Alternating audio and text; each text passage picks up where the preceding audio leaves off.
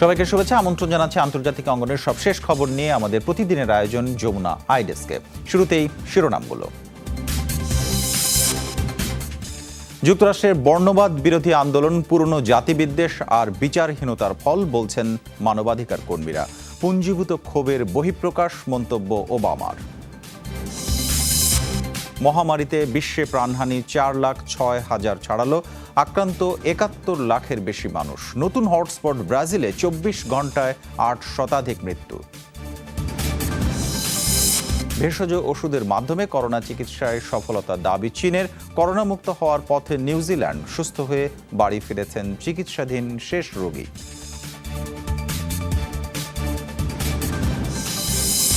এসব খবরের বিস্তারিত নিয়ে সঙ্গে আছি শামসুজ্জোহা। যুক্তরাষ্ট্রে কৃষ্ণাঙ্গ নিপীড়নের পেছনে কাজ করছে বহুদিনের পুরনো জাতিবিদ্বেষ আর বিচারহীনতার সংস্কৃতি, এমনটাই মনে করেন মানবাধিকার কর্মীরা। দেশটির একমাত্র কৃষ্ণাঙ্গ সাবেক প্রেসিডেন্ট বারাক ওবামা বলছেন, ভয়াবহ বৈষম্যের ফলে পুঞ্জীভূত ক্ষোভের বহিঃপ্রকাশ চলমান আন্দোলন। দেশটিতে 14তম দিনে গড়িয়েছে বর্ণবাদ বিরোধী আন্দোলন। Black lives matter, no justice, no peace এমন অসংখ্য স্লোগান লেখা প্ল্যাকার্ডে ভরে উঠেছে মার্কিন প্রেসিডেন্টের বাসভবন আর পার্লামেন্ট চত্বরের সীমানা। বর্ণবৈষম্যের বিরোধিতায় রোববারও উত্তাল ছিল যুক্তরাষ্ট্র। নিউ ইয়র্ক, ওয়াশিংটনেই বিক্ষোভ করেন লাখো মানুষ। এদিন পুলিশ বাহিনীতে সরকারি অনুদান বন্ধ করে শিক্ষায় বিনিয়োগ বাড়ানোর দাবি জানান বিক্ষোভকারীরা। কৃষ্ণাঙ্গ জর্জ ফ্লয়েড হত্যার ঘটনাস্থল মিনেপলিসে এ লক্ষ্যে তৎপরতাও শুরু করেছে সিটি কাউন্সিল। জনগণের নিরাপত্তা নিশ্চিতের দায়িত্ব পালনে মিনেপলিস পুলিশ ব্যর্থ হয়েছে। এই তিক্ত সম্পর্কের ইতি টেনে সত্যিকার অর্থে জননিরাপত্তা নিশ্চিতে সবকিছু ঢেলে সাজানোর সময় এসেছে। 25 মে ফ্লয়েড হত্যার পর দোষী পুলিশ কর্মকর্তাদের বিচারের দাবিতে শুরু হয় এ বিক্ষোভ। অভিযুক্তরা গ্রেফতার হলেও 2 সপ্তাহে দেশ জুড়ে এ বিক্ষোভ রূপ নেয় বর্ণবাদ বিরোধী আন্দোলনে। জাতিগত সংস্কার, কুসংস্কারই এ পরিস্থিতির জন্য দায়ী বলছেন মানবাধিকার কর্মীরা। এদেশে সংখ্যালঘু কাউকে হত্যা করা হলে পুলিশ ভুক্তভোগীর অতীত অপরাধের ইতিহাস খোঁজে। এরপর কর্মজীবন, পারিবারিক জীবন, সে কখনো আইন ভেঙেছে কিনা সব ঘেঁটে প্রমাণ করা হয় যে তার জীবনের কোনো দাম নেই। এভাবেই শ্বেতাঙ্গ অধ্যুষিত এ সমাজ নৈতিকভাবে সব হত্যাকাণ্ডকে মূল্যায়ন করতে শেখে। তারা ভাবে যে এতে দোষের কিছু নেই। এই আন্দোলনকে নতুন দিনের সূচনা আখ্যা দিয়েছেন সাবেক এবং একমাত্র কৃষ্ণাঙ্গ মার্কিন president Barack Obama. George Floyd বা বর্ণবাদের শিকার হয়ে যারা প্রাণ দিয়েছেন, কেবল তাদের মৃত্যু এ আন্দোলনের কারণ নয়। ভয়াবহ বৈষম্যের কারণে কয়েক দশকের পুঞ্জীভূত ক্ষোভের প্রকাশ এটি। আমাদের দেশের গণতন্ত্র তখনই সঠিকভাবে কাজ করবে যখন আমরা একে অপরের কথা ভাবব। এই আন্দোলন সেই শিক্ষাই দিচ্ছে। এদিকে বিক্ষোভ শান্তিপূর্ণ থাকায় রাজধানী ওয়াশিংটন থেকে ন্যাশনাল গার্ড প্রত্যাহারের আদেশ দিয়েছেন মার্কিন প্রেসিডেন্ট ডোনাল্ড ট্রাম্প।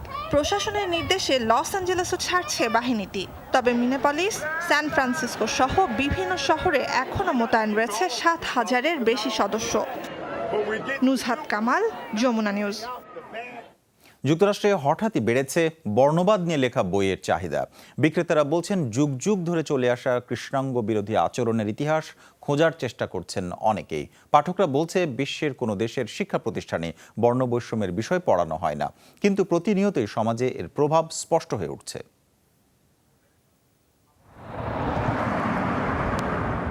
ক্যালিফোর্নিয়ার অকল্যান্ডের মার্কুস বুকস নামের এই দোকানটির বয়স 6 দশকের বেশি। সম্প্রতি জর্জ ফ্লয়েড হত্যার পর বেড়েছে কৃষ্ণাঙ্গদের নিয়ে লেখা বইয়ের কাটতি। দোকানটি চালু হওয়ার পর গেল 60 দশকে যা সর্বোচ্চ।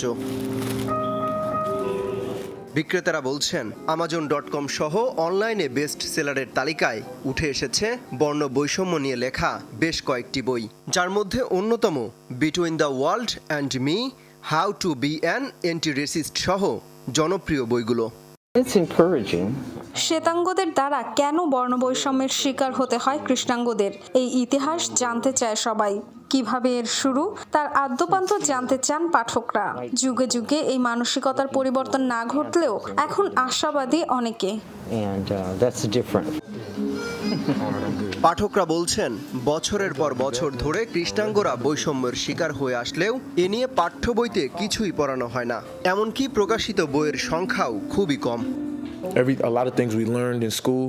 শ্বেতাঙ্গদের আধিপত্যবাদী মনোভাব বহু পুরনো, যা ইতিহাসের বইগুলোতে ঠাঁই পেয়েছে এবং তা প্রত্যেক জাতিকে শেখানো হচ্ছে। ধরেই নেওয়া হচ্ছে আমেরিকানরা যা করবে বিশ্ববাসীকে তাই অনুকরণ করতে হবে। History books and they're being taught to every race. All the history classes I took. আমি ইতিহাসের যত ক্লাস করেছি সেখানে কোথাও এ বৈষম্য নিয়ে পড়ানো হয়নি, কিন্তু যুগ যুগ ধরে এটি হয়ে আসছে, তাই জানার আগ্রহটাও বেশি। With everything that's কৃষ্ণাঙ্গদের অভিযোগ শুধু বাস্তবেই নয়, শ্বেতাঙ্গবাদী প্রভাব বিস্তার করা হচ্ছে সিনেমা এমনকি টিভি অনুষ্ঠানেও। অমিত হাসান রবিন, যমুনা নিউজ। এদিকে বর্ণবাদ বিরোধী আন্দোলন অব্যাহত আছে বিশ্বের বিভিন্ন স্থানেও। ব্রিটেনের লন্ডন সহ বিভিন্ন স্থানে চলে বিক্ষোভ সমাবেশ। এ সময় নিরাপত্তা বাহিনীর সাথে দফায় দফায় সংঘর্ষ হয় বিক্ষোভকারীদের। সংঘর্ষের সময় বিভিন্ন দোকানপাট এবং স্থাপনায় ভাঙচুর করা হয়। সহিংসতার সাথে জড়িতদের বিরুদ্ধে ব্যবস্থা নেওয়ার ঘোষণা দেন ব্রিটিশ প্রধানমন্ত্রী। এর পাশাপাশি Rome, Madrid, Warsaw, Sydney, Hong Kong সহ বিশ্বের নানা শহরে বর্ণবাদ বিরোধী বিক্ষোভ সমাবেশ অনুষ্ঠিত হয়। এইসব শহরের রাস্তায় রাস্তায় হাজার হাজার মানুষ নেমে এসে প্রাতিষ্ঠানিকভাবে সংগঠিত বর্ণবাদের অবসান দাবি করেন।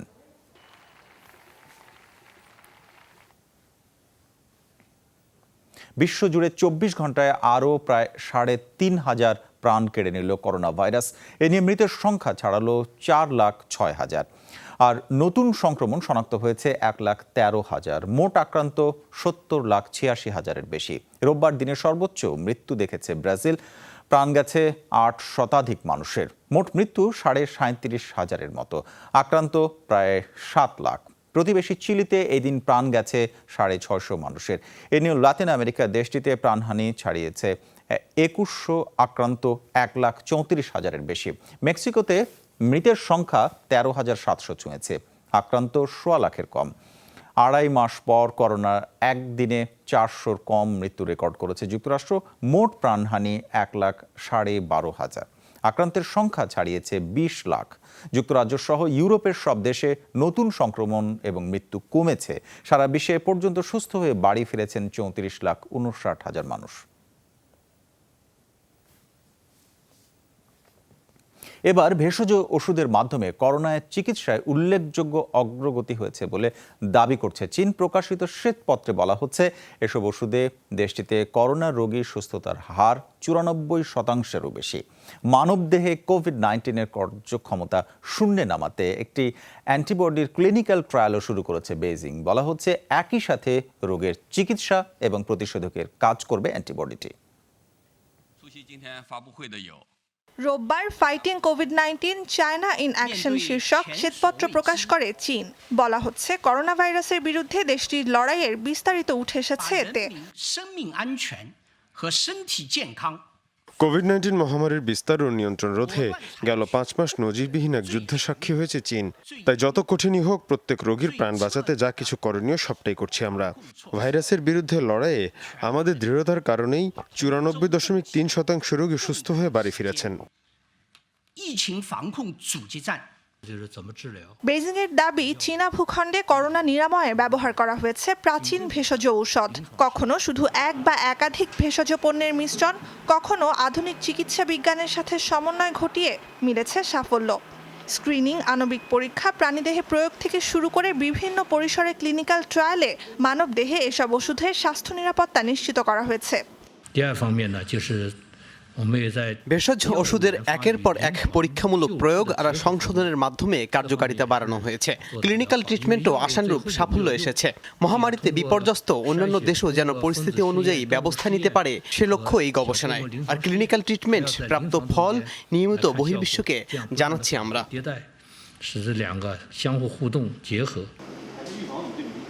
এদিকে কোভিড-19-এর সুনির্দিষ্ট ওষুধ হিসেবে অ্যান্টিবডি থেরাপির প্রথম ধাপের ক্লিনিক্যাল ট্রায়াল শুরু করেছে চীন। সুস্থ হওয়া করোনা রোগীদের দেহ থেকে অ্যান্টিবডি তৈরি করা জিন আর এর সিকোয়েন্স খুঁজে বের করেছে। এরপর আণবিক জীববিদ্যার একটি পদ্ধতি অনুসরণ করে একে মানব দেহের কোষে প্রতিস্থাপন করেছে। ভাইরাসের আটকে থাকার পথ বন্ধে এক ধরনের প্রোটিন তৈরি ও বিশুদ্ধীকরণ করে এই জিন। ফলে মানবদেহে ভাইরাসটি বেশি সময় থাকার বা বংশবৃদ্ধির সুযোগ পায় না।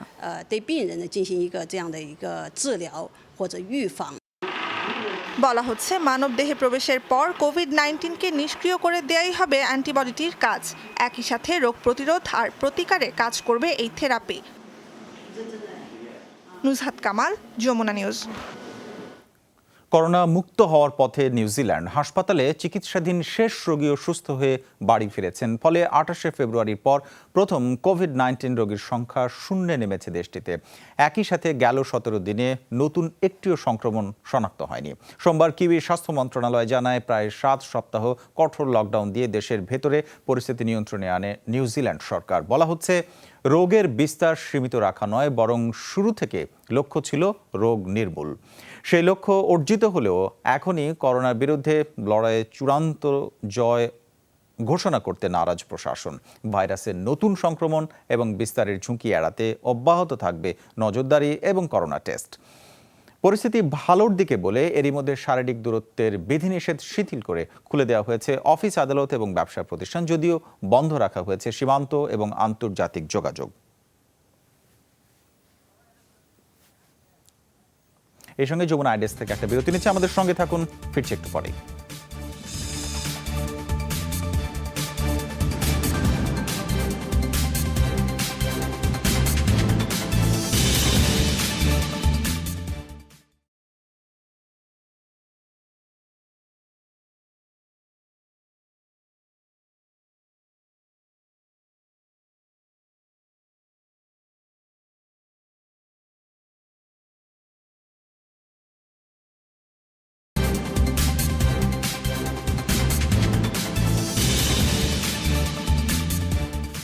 আবারও স্বাগত, ফিরে এলাম যমুনা আইডেস্কে। যুক্তরাজ্যে বিদেশ ফেরত প্রত্যেকের 14 দিনের বাধ্যতামূলক আইসোলেশনের নতুন নীতিমালা কার্যকর হয়েছে আজ। নতুন করে করোনা ভাইরাসের বিস্তার রোধে গেল 22 মে এই ব্যবস্থা নেয় ব্রিটিশ সরকার। এর ফলে সোমবার থেকে বিমান, ফেরি বা ট্রেনে চড়ে যারাই দেশটিতে যাবেন সবাইকে নিজ দায়িত্বে আইসোলেশনে যেতে হবে। 2 সপ্তাহ আলাদা থাকার এই নিয়ম ভঙ্গে গুনতে হবে $1200 জরিমানা। পর্যটক বা ব্রিটিশ নাগরিক কেউই ছাড় পাবেন না। নতুন এই নিয়মের ফলে এখন থেকে ব্রিটেনে ঢোকার আগেই আইসোলেশনের ঠিকানা দিতে হবে যাত্রীদের। কারো কারো আইসোলেশনের জায়গা না থাকলে ব্যবস্থা করবে সরকার, তবে খরচ বহন করতে হবে যাত্রীকেই। মহামারীর কারণে 2.5 মাস লকডাউনের পর ধীরে ধীরে আন্তর্জাতিক যোগাযোগ চালুর পরিকল্পনা করছে ব্রিটেন।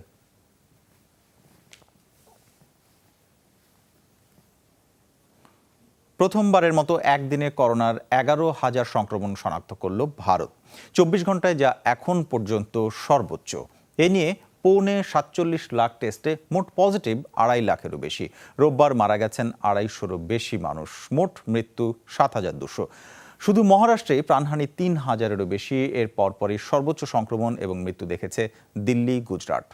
এদিন রাজ্যভিত্তিক দৈনিক সংক্রমণ রেকর্ড ছুঁয়েছে তামিলনাড়ু, জম্মু কাশ্মীর, হরিয়ানা এবং পশ্চিমবঙ্গে। লকডাউনের মধ্যেই মাত্র 74 দিনে কোভিড-19-এর দৈনিক সংক্রমণ 1 থেকে 10,000 ছুঁয়েছে ভারত। গেল এক সপ্তাহে শনাক্ত হয়েছেন 70,000 নতুন করোনা রোগী।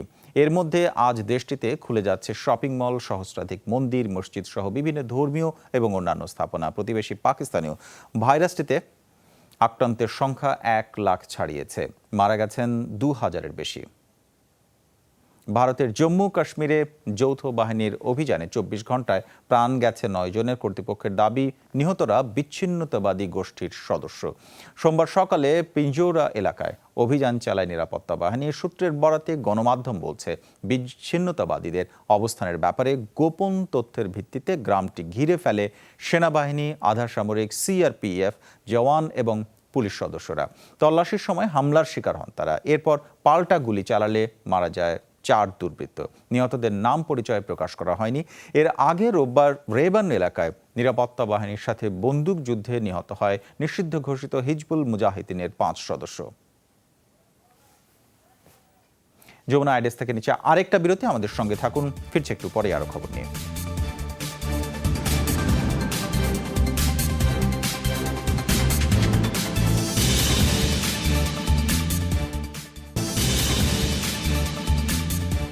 আবারও স্বাগত। বিরতির পর ফিরে এলাম যমুনা আইডেসকে। পরিবার এবং সমাজের কাছে যারা ছিলেন বোঝার স্বরূপ, কিন্তু 3 চাকার এক বাহনেই পাল্টে গেছে তাদের জীবনমান, সামাজিক অবস্থান। হাম্বা নামের এই যানটি যেন আলাদিনের চেরাগ হয়ে ধরা দিয়েছে জিম্বাবুয়ের প্রত্যন্ত একটি অঞ্চলের নারীদের কাছে। মাসে মাত্র $15 খরচে গাড়ির মালিক বনে যাচ্ছেন সুবিধা বঞ্চিত এই নারীরা।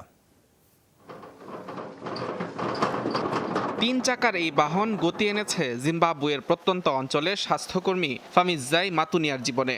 12 কিলোমিটার দূরের ক্লিনিকে এখন আর হেঁটে যেতে হয় না তাকে। হাম্বা নামের এই বাহনে জীবন বদলে গেছে আরেক নারী মারি মুখারের। 15 কিলোমিটার দূরের বাজারে এখন সহজেই বিক্রি করতে পারছেন উৎপাদিত কৃষিপণ্য।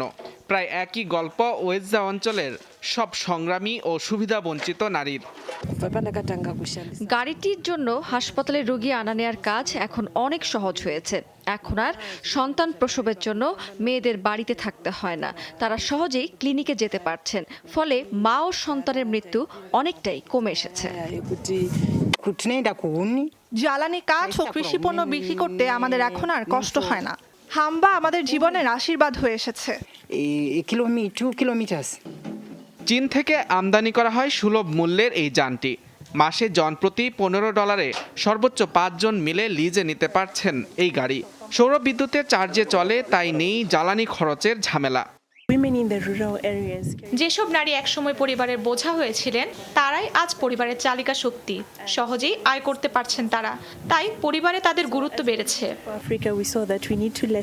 মোবিলিটি ফর আফ্রিকা স্লোগানে হাম্বা গাড়িটি দুর্গম অঞ্চলের এই নারীদের হাতে পৌঁছে দিয়েছে স্থানীয় একটি সংগঠন। দ্রুতই এর বাণিজ্যিক বিপণন শুরুর চিন্তা প্রতিষ্ঠানটির। মুজরাবিন তারেক, যমুনা নিউজ। এর সঙ্গে শেষ করছি আজকের যমুনা আইডেস্ক। এতক্ষণ আমাদের সঙ্গে থাকার জন্য সবাইকে ধন্যবাদ।